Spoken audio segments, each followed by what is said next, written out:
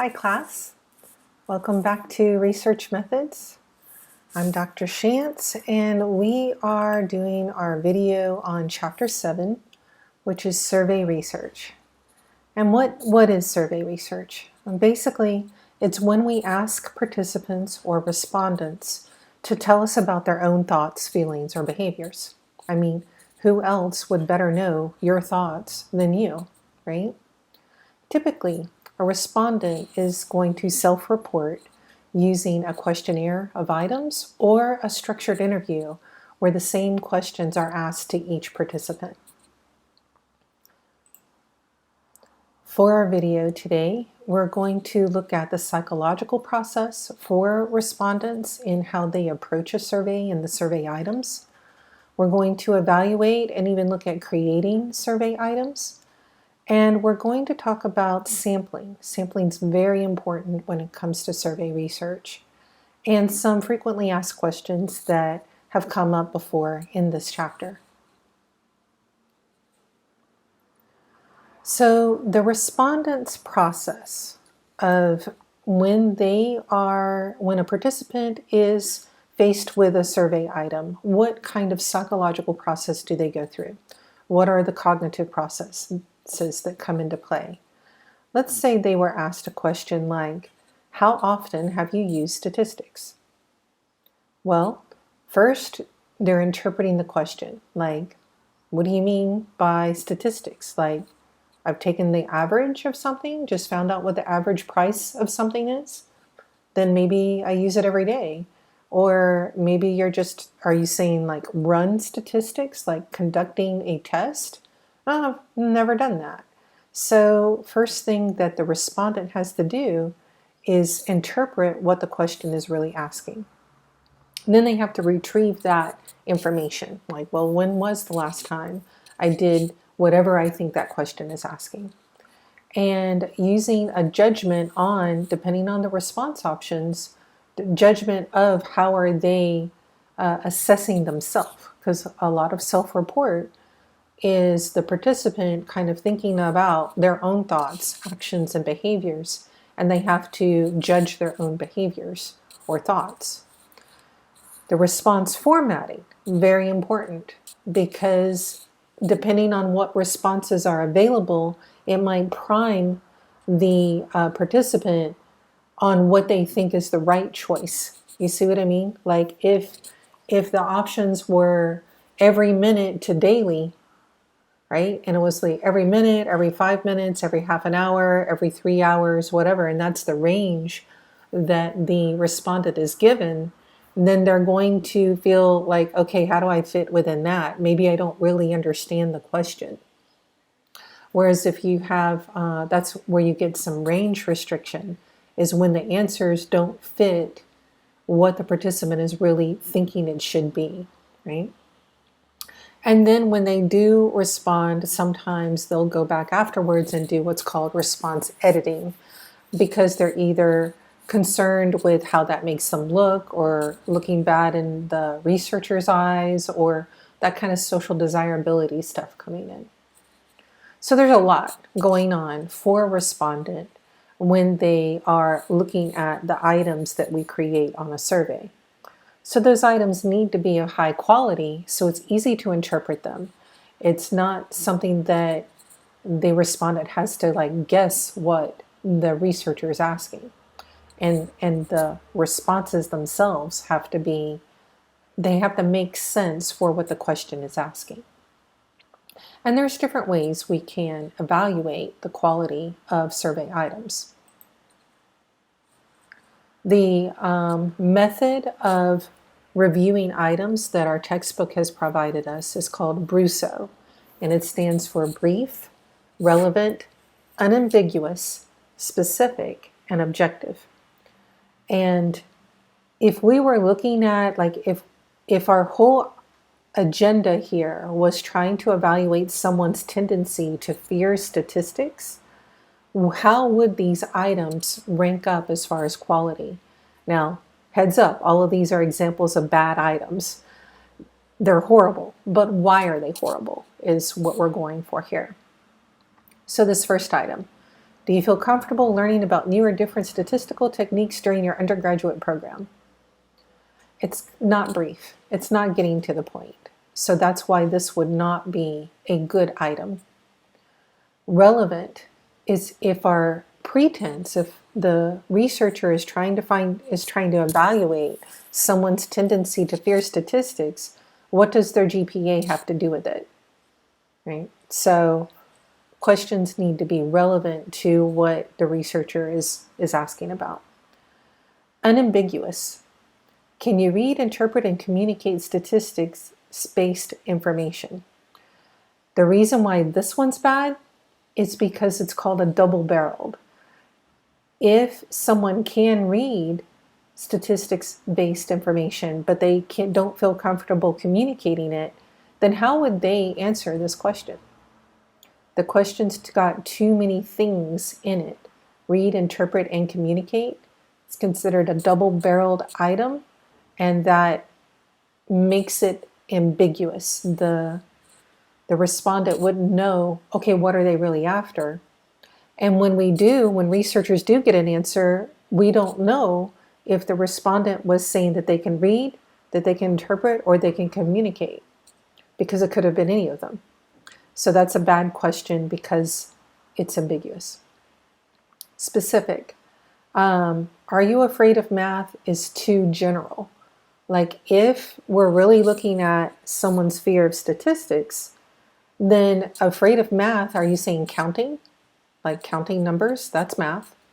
But that's not really what the target is. So this question is not specific enough. It's brief, but it's not targeted. And then objective. What they're getting into with objective is not priming or leading the participant towards a particular answer. So if a researcher writes an item that has bias in it, that has like what the researcher thinks the answer should be is kind of embedded in it, then that's going to be a biased type of item. How much do you hate statistics? It's already projecting that the respondent hates statistics, which would be an assumption. So that's a bad example of being objective because it's not objective. It's a very biased statement. So these are examples of bad ideas. And what I'd like you to do is take a look at our Research Methods Instructors survey, because he used a survey with his students, and we're going to take a look at how he had those items that he asked of the students. I'm going to go to this Canvas area, modules, chapter 7 page, resources, tab, and the scenario for RM1 called Perceptions of RM. So I'll just switch over to that. Here's the chapter 7 page, resources, and this one, the RM instructor survey items. So when Professor Bob was giving this survey to his students, he used a method similar to what Owen used, and he created the survey for his classes.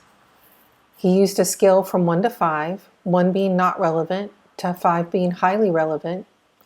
And he basically said, please indicate how relevant or not you expect the following areas to be towards your future career. And then he had 11 areas, so that's 11 items. And for each item, the respondent could choose anywhere from 1 to 5, from not relevant at all to highly relevant. So if this is what the survey items looked like, I'll go back to the PowerPoint here. Indicate how relevant or not you expect this area to be towards your future career. So item 1, recognizing ethical practices for social sciences research. And the respondent could pick any of these. So these are the response options. There's 11 items because there's 1 item for each kind of research methods topic area. And the respondent could indicate the level of relevance they saw in this for themselves. So it's their own values, beliefs, perspectives on each of these areas. So when you're looking at these would be closed-ended items, right? A closed-ended item is when the response options are set. Like a respondent couldn't just say, well, I think that it's going to be relevant in these areas, but not in those areas, right? There's no room for conversation. There's only these options. That's a closed-ended item. So if we use the Brusso method here, how would you evaluate these items that the research methods instructor created? Would you say that they're brief, that they're relevant, that unambiguous, specific, and objective, or not? Think about that.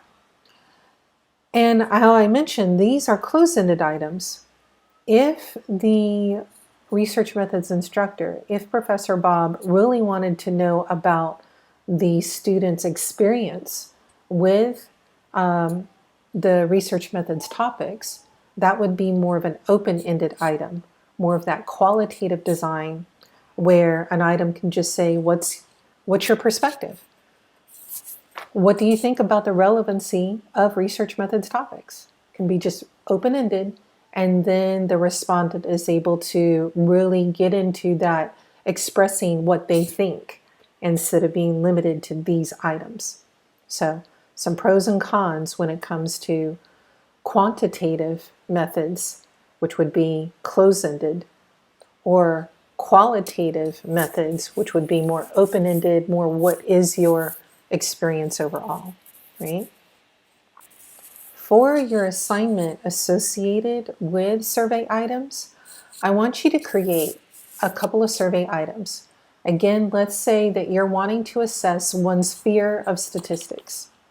So create an open-ended item where you're asking some way you're going to ask about the respondent's experience with fear of statistics or however you want to word it, right? And second, I want you to write a close-ended survey item. So here you're going to have to decide on the response options, right? Because that's what a close-ended item is.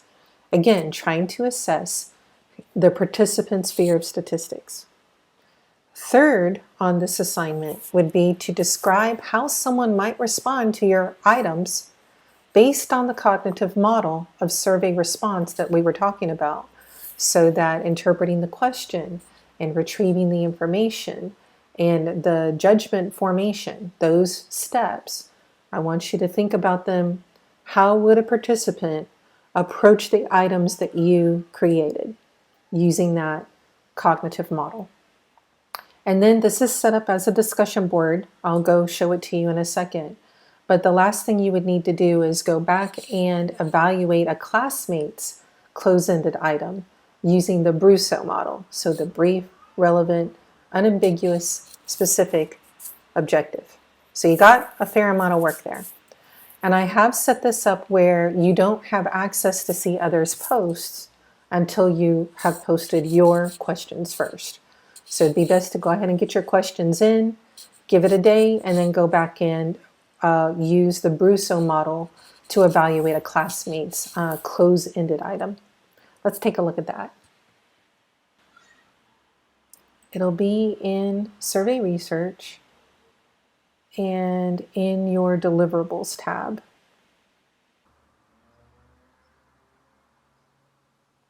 So discussion for survey evaluation.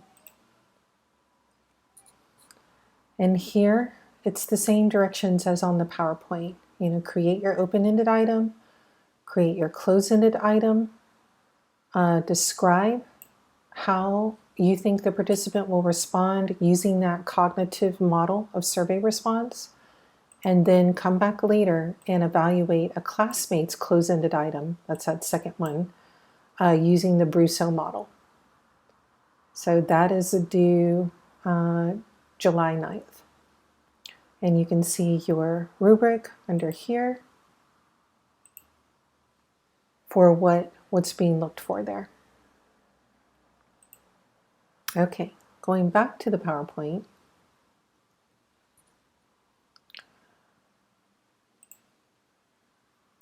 So, a second characteristic of survey research is the focus on selection practices.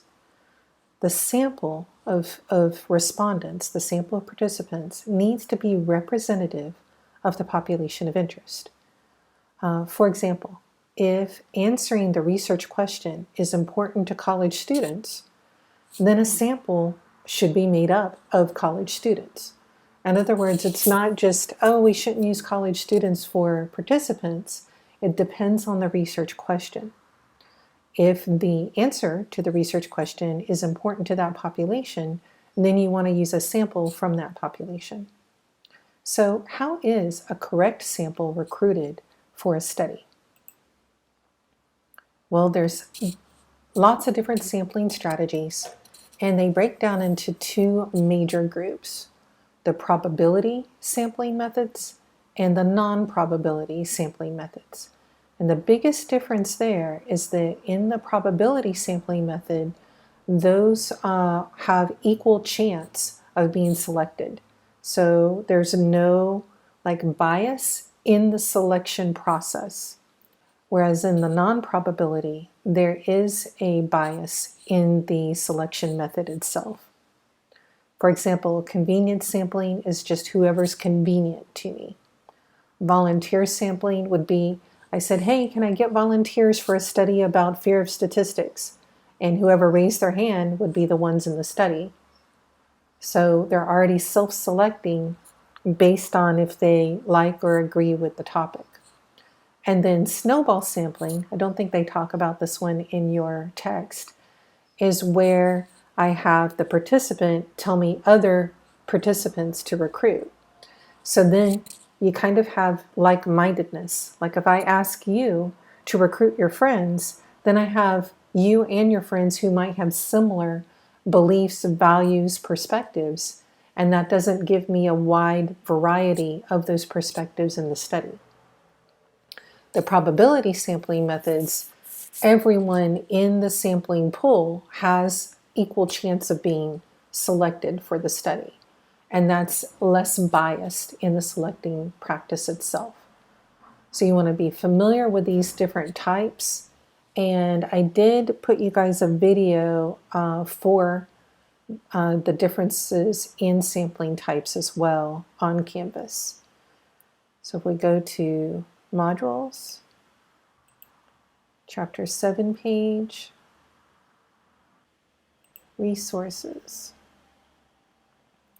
So here's a cool little video. It's only about 5 minutes talking about types of sampling methods. And one difference is when they talk about the cluster random sampling, they call it multi-stage sampling, but it's the same thing. So different terms they're using that between your text and this video. So some frequently asked questions that come out of this chapter come along with the sampling concepts. Like, what is a sampling frame when they talk about sampling frame? A sampling frame is all the members of that population of interest that we want to recruit from. So let's take some examples here. What if you had a study that you were saying at what age do children truly differentiate between their parents? If that's the research question, that suggests a group of participants within a certain age range, right? Your population of interest then would be children in early development, when you're wondering exactly when do they differentiate between their father and mother, or between their two parents, or between their parents and others, right? When do they start to really differentiate? You're looking at your population of interest is children in early development. And then when you talk sampling frame, who would represent all of those members? You would think of maybe a child under a certain age. Like, when do you think children start recognizing or differentiating? Would you say it's under 3 years, under 3 months? Like, where do you think that's happening? Let's say, for example, we'll say children under 2 years old. All children in the whole world under 2 years old That's your sampling frame. So it's all the members of the population of interest that you want to sample from. Now, recruiting the sample is a whole nother thing. And then you want to say, where can I get word out to the parents or people who are in contact with these children up to age 2? Maybe you could look at daycares or put flyers up at a daycare. You could put a blog, go to the blogs for, mommy childhood development type blogs, and see if you can post an announcement there to recruit members to the study. You could put in word at the local pediatrician offices. So there's different places that you can reach out. But when we start reaching out like that, we're also interjecting some potential bias, right? If I'm looking at my local daycares, I'm looking at my local pediatrician, then I've created somewhat of a blended sample practice there, right? I'm putting up flyers, so that's volunteer bias, right? And I'm only in one town, so now that's convenience. So now, if my whole sampling frame was all children under 2 years old, I really just reduced that to only the ones in my area who happen to go to daycare or a pediatrician's office. So I've also, because of that convenience, maybe left out people who do not see the pediatrician very often or do not have their children in daycare. So I could have already introduced some bias to the sample selection that I did not intend. Just because of how I need to recruit, I need to get word out to the parents of 2-year-olds and under. Similar, here's a couple more ideas here. If my study question was, what are the characteristics of successful relationships when one partner has a bipolar type of mental disorder? Then my population of interest is going to be people in relationships, right? People in relationships who are also successful and who are also have at least one member with a mental disorder. That definitely narrows down that population of interest, right? But then that's my sampling frame. Everyone who's in relationships who also has a partner with a mental disorder. How are we going to recruit that type of sample? Even if we go and put word out to family marriage therapists, then we're only getting the couples who go to therapy. We can put out word on a blog, on any kind of mental health blog or couples blogs, things like that, relationship blogs, and we're still dealing with a volunteer bias, right? So it's easier said than done to have no bias in your selection practices when you really start reaching out to the population interest in your sampling frame. The last example I have here, if the question was, hey, we want to find out more about best practices used by organizations that are supportive of diversity and inclusion. So then our population of interest is no longer a person, it's organizations. So organizations that want to be supportive of diversity and inclusion, organizations is the population of interest. The sampling frame would be pretty much all organizations. But then how are we going to recruit that sample and get word out to organizations and identify indicators of support for diversity and inclusion? That's further along in the design process when we're looking at more a correlational study there. So that's different ways to think about this sampling frame.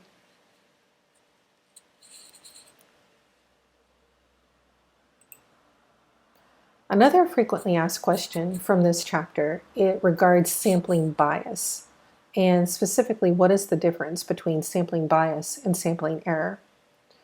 So, sampling bias is when the sample is selected in such a way that it's not really representative of the entire population. when we have that, and we just talked about how it's really hard to get a sample from the whole population of interest. Sometimes if I'm just looking locally or I'm just looking for volunteers to the study, then I've already got a bias worked in there, right? So when we have some bias in the selection process, that's going to impact the accuracy of the results. The accuracy meaning that it's actually true. Whatever we find in the sample is true for the population, because we only have a bit of the population and the whole population is not fully measured. Here's an example. If we collected, like for our class, if we took everybody in our class and called that the whole population, and we got everyone's age, and we took the average of all of our ages together, we would get a number, right? The average of everyone in the class's age, right? But then that's the population. But then on the other hand, let's just choose 5 people or 4. Let's choose 4 people and we'll get their ages and get the average of those 4. How likely is it that the mean age of everyone is exactly the same as the mean age of the sample? Exactly the same. Not likely, right? There's going to be some difference. And as we have more and more people in the sample, that average of their ages is going to get closer to the average of the full population. But there's always going to be a little bit of difference, at least, between the population average and the sample average. And that is called sampling error. The sample being a little bit different than the whole population. And again, as you have more and more sample size, that average of them is going to get closer to the average of the population. But if you had bias in how the sample was selected, then it's going to have differences between the sample and the population that are harder to get over. So that's the difference between sampling bias, the way the sample is selected, and sampling error, the difference between the average on a particular thing like age or whatever you're measuring in the sample and the average of that same attribute in the true full population. Always going to be a little different, called sampling error, but is that difference like big? If it's a big difference, then maybe the sample doesn't truly represent the population, and that would be a problem.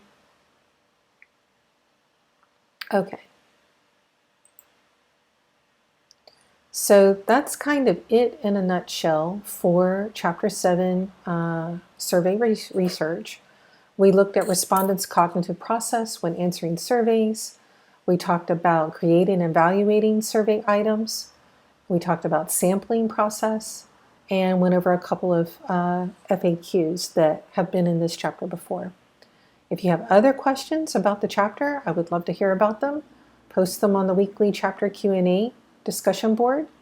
And a reminder that the homework associated with this chapter is a discussion board homework. And also Module 2 exam should be opening up soon.